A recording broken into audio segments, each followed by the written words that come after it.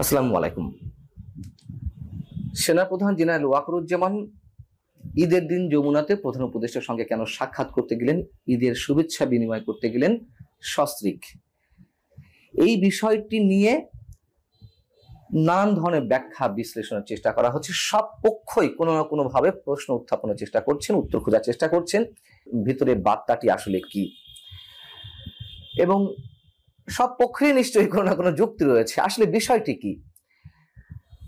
ঈদের আগের দিনে জাতির উদ্দেশ্যে ভাষণের মধ্যে প্রধান উপদেষ্টা যেই মেসেজগুলো দেওয়ার চেষ্টা করেছেন, এবং স্পষ্টতই 2026 এপ্রিলের মধ্যে যে নির্বাচনের তিনি ঘোষণা দিলেন এবং করিডোর ইস্যুতে, বন্দর ইস্যুতে কথা বললেন, বন্দর বিদেশিদের হাতে তুলে দেওয়ার বিরোধিতা যারা করছেন তাদেরকে প্রতিহতে ডাক দিলেন, করিডোর নিয়েও তিনি যারা গুজব সৃষ্টি করছেন তাদের বিষয়ে কথা বললেন। এবং সেই জায়গা থেকে আমি প্রথমেই প্রশ্ন তুলেছিলাম, তিনি কি সেনাবাহিনী এবং বিএনপির মতো রাজনৈতিক দলগুলোকে প্রতিহতের ডাক দিচ্ছেন? তিনি স্পষ্টত বিভাজনের সৃষ্টি করছেন কিনা? সেই জায়গা থেকে এক পক্ষ প্রশ্ন তুলছেন যে এত বড় ঘটনার পরেও, এবং একই সঙ্গে একটু বলি যে তিনি যে জাতির উদ্দেশ্যে ভাষণ দিবেন, কি বলবেন, এটা তো নিশ্চয়ই আমরা সাধারণ মানুষ জানতাম না। তবে কেউ কেউ, বিশেষ কোনো মহল এটি আগে থেকেই প্রকাশ করে ফেললেন যে তিনি কি উদ্দেশ্যে বা কি বক্তব্য দিতে যাচ্ছেন, এবং সেখান থেকে আমরা ধারণা করতে পারি নির্বাচন নিয়ে সেনা প্রধানের সঙ্গে কোনো পরামর্শ তো নয়, বরং প্রধান উপদেষ্টা তার নিজের যে বিতর্কিত শুভাকাঙ্ক্ষীরা রয়েছেন, তার একান্ত অনুগত যেই ব্যক্তিরা রয়েছেন, বা তার নিজের দল বা জাতীয় নাগরিক পার্টির যারা নেতা রয়েছেন, তাদের সাথে পরামর্শ করেই তিনি এই ভাষণের বক্তব্য নির্মাণ করেছেন। কিন্তু সেনাপ্রধানকে জানেন, এবং সেনাপ্রধান তো এর আগে বলেই রেখেছেন যে সেনাবাহিনীকে অন্ধকারে রেখে রাষ্ট্র তার বিভিন্ন সিদ্ধান্ত নিচ্ছে। রাষ্ট্র বলতে প্রধান উপদেষ্টা, সরকার। এত কিছুর পরে প্রধান উপদেষ্টার সঙ্গে যে সাক্ষাৎ করতে গেলেন, এটা অনেকের কাছে আনইউজুয়াল মনে হয়েছে, এবং সেই অস্বাভাবিক জায়গা থেকে অনেকের ধারণা যে সেনাপ্রধান এর মধ্য দিয়ে বিশেষ কোনো বার্তা দেওয়ার চেষ্টা করছেন কিনা, অথবা তাকে বিশেষ কোনো বার্তা দিয়ে এসেছেন কিনা প্রধান উপদেষ্টাকে।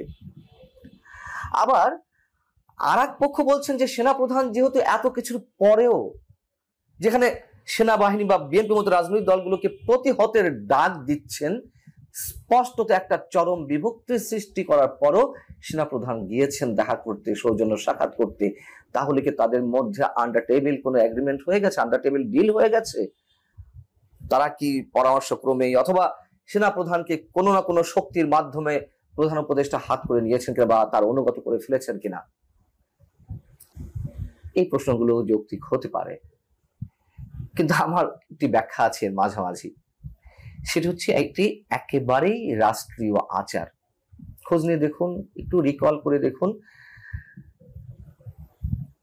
এর আগে যারা রাষ্ট্রপ্রধান ছিলেন, সরকার প্রধান ছিলেন, সেনা প্রধান যেই থাকুন না কেন, তারা কিন্তু এই ধরনের সামাজিক অনুষ্ঠানে বা বড় ধর্মীয় অনুষ্ঠানে, অন্তত ঈদে, রাষ্ট্রপ্রধান সেনাপ্রধানের সঙ্গে বা রাষ্ট্রপতি এবং প্রধানমন্ত্রীর সঙ্গে তারা দেখা করে থাকেন, এবং তারই অংশ হিসেবে সেনাপ্রধান দেখা করতে গিয়েছেন। শুধু যে প্রধান উপদেষ্টার সঙ্গে দেখা করেছেন সস্ত্রীক তা নয়, তিনি কিন্তু রাষ্ট্রপতির সঙ্গেও দেখা করেছেন। এই বিষয়টি আমাদের ভুলে গেলে চলবে না। আমি বরাবরই বলে আসছি, এখনো আমার বিশ্বাস, এটি আমার বিশ্বাস, সেনাপ্রধান এখনো রাইট ট্র্যাকে আছেন।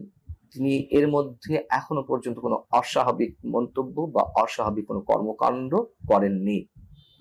যদি বলেন যে 21শে মে তিনি কিভাবে রাজনৈতিক এই বক্তব্যগুলো অফিসারদের উদ্দেশ্যে অ্যাড্রেস করলেন, নির্বাচন ইস্যুতে, করিডোর, বন্দর ইস্যুতে, অবশ্যই তিনি করতে পারেন। তার কারণ তিনি, আবারও বলি, তিনি নিজের কাঁধে তুলে নিয়েছিলেন সব দায়িত্ব, তার উপর আস্থা রাখার কথা বলেছিলেন, মানুষের জানমালের দায়িত্ব তিনি তুলে নিয়েছিলেন, এবং অবশ্যই দেশের গণতান্ত্রিক প্রক্রিয়া উন্নতিকরণের জন্য তিনি যা যা করার করবেন এমন প্রতিশ্রুতি দিয়েছিলেন।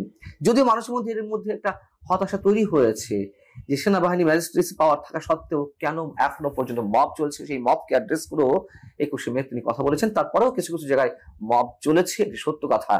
সেই জায়গা থেকে অনেকে হতাশা ব্যক্ত করতেই পারেন, কিন্তু সেনাপ্রধানের অনেক কিছুতেই ইনভলভমেন্ট অন্য সময় হলে আমাদের অস্বাভাবিক মনে হলো, এই সময়টির জন্য স্বাভাবিক, দেশটি যেহেতু একটি টালমাটাল অবস্থা রয়েছে, অস্বাভাবিক অবস্থা রয়েছে, সেই জায়গা থেকে আমি বলবো যে সেনাপ্রধান আনন্দে গদগদ হয়ে তার সঙ্গে ভাব করার জন্য যাননি, অথবা কোনো প্রকার থ্রেটের বার্তা দেওয়ার জন্য তিনি যাননি। তিনি কেবলমাত্র রাষ্ট্রীয় আচারটি পালন করেছেন। বরং প্রধান উপদেষ্টা স্পষ্টত জাতির মাঝে বিভক্তি সৃষ্টি করছেন। তিনি তার প্রতিহিংসার যে চরিত্র সেটি স্পষ্টভাবে সবার সামনে প্রকাশ করছেন। এবং কিভাবে তিনি বলতে পারেন, আবারও বলি, যারা বন্দর বিদেশিদের হাতে তুলে দেওয়ার ক্ষেত্রে বা তাদের হাতে পরিচালনার জন্য সিদ্ধান্তের ক্ষেত্রে বিরোধিতা করছেন, তাদেরকে প্রতিহত করুন। এবং তিনি যুদ্ধের ডাক না দিলেও বারবার যুদ্ধাবস্থার কথা বলছেন, যুদ্ধ তিনি বাধাবেনই, এটুকু অনেকের মধ্যে ধারণা প্রতিষ্ঠিত হয়েছে। কেন বাধাবেন তারও ব্যাখ্যা এর মধ্যে অনেকবার দেওয়া হয়েছে। আমরা বরং অন্যদিকে একটা দৃষ্টি দিতে পারি, এটি নিয়েও যেহেতু আলোচনা হয়েছে আগে, তারপর একটু মনে করে দিই, বরং রাষ্ট্রপতি অনেকটা গৃহবন্দী অবস্থায় রয়েছেন। এর আগেও আমরা দেখলাম যে তিনি জাতীয় ঈদগাহে নামাজ পড়তে যাননি। এর আগে যত রাষ্ট্রপতি ছিলেন, ইভেন এই রাষ্ট্রপতিও শাহাবুদ্দিন চুপ্পু সাহেবও, তিনি বর্তমান অন্তর্বর্তী সরকারের আগে পর্যন্ত ঈদগাহে নামাজ পড়তে গেছেন। এরপর থেকে তিনি আর ঈদগাহে নামাজ পড়ছেন না, তিনি বঙ্গভবনে নামাজ আদায় করছেন। এমনকি প্রধান উপদেষ্টা তিনি নিজেকে এতটাই উপরের মনে করেন এবং রাষ্ট্রপতিকে শত্রু মনে করছেন, তার অনুগত যে দল বা তার হাতে গড়া যে দল জাতীয় নাগরিক পার্টি, তার নেতাদের বক্তব্য অনুযায়ী বা তাদের সাথে কণ্ঠ মিলিয়ে তিনি যা করছেন বলছেন, এটা জাতিকে চরমভাবে বিভক্ত করেছে, একটা অনিশ্চয়তা পথে প্রধান উপদেষ্টা নিয়ে যাচ্ছেন। সেনাপ্রধান যেমন রাষ্ট্রীয় আচার পালন করলেন বা করছেন, প্রধান উপদেষ্টা তো রাষ্ট্রীয় আচারের ধার ধারছেন না, যা ইচ্ছে তাই বলছেন, করছেন। তার মুখের যে অনিয়ন্ত্রিত বক্তব্য, সেগুলো আমরা প্রতিনিয়ত শুনছি।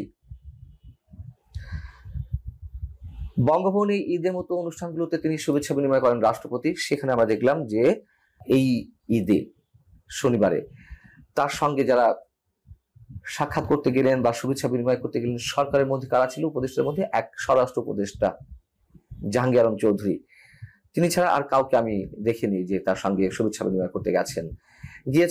প্রধান নির্বাচন কমিশনার SM নাসিরউদ্দিন, নৌবাহিনী প্রধান গেছেন, বিদেশি কূটনীতিকরা গেছেন, কয়েকটি রাজনৈতিক দল গেছে, কয়েকটি মানে যেগুলো উল্লেখ করার মতো নয়, সেরকম কয়েকটি রাজনৈতিক দলের চেয়ারম্যান বা মহাসচিব, সেক্রেটারি, তারা শুভেচ্ছা বিনিময় করতে গেছেন। সেখানে বড় কোনো রাজনৈতিক দলের নেতাদের আমরা দেখিনি। এই জায়গা থেকে সবকিছু মিলিয়ে আমাদের কাছে মনে হচ্ছে খুব দ্রুত কিছু ঘটতে যাচ্ছে, খুব দ্রুত। এবং বিশেষ করে 30শে জুনের মধ্যে জুলাই চার্টার ঘোষণা করার কথা, সেটি জুলাইয়ের মধ্যেই ঘোষণা করা হবে, সেটি প্রধান উপদেষ্টা তিনি নিজেও ঈদের আগের দিন জানিয়েছেন। এবং এটিকে কেন্দ্র করে নতুন যে অস্থিরতা তৈরি হয়েছে, আমার মনে হয় ভয়ঙ্কর একটি অশনি সংকেত এর মধ্যে আমরা পাচ্ছি, এবং সেটার বাস্তব চিত্র হয়তো আমাদের দেখা লাগতে পারে।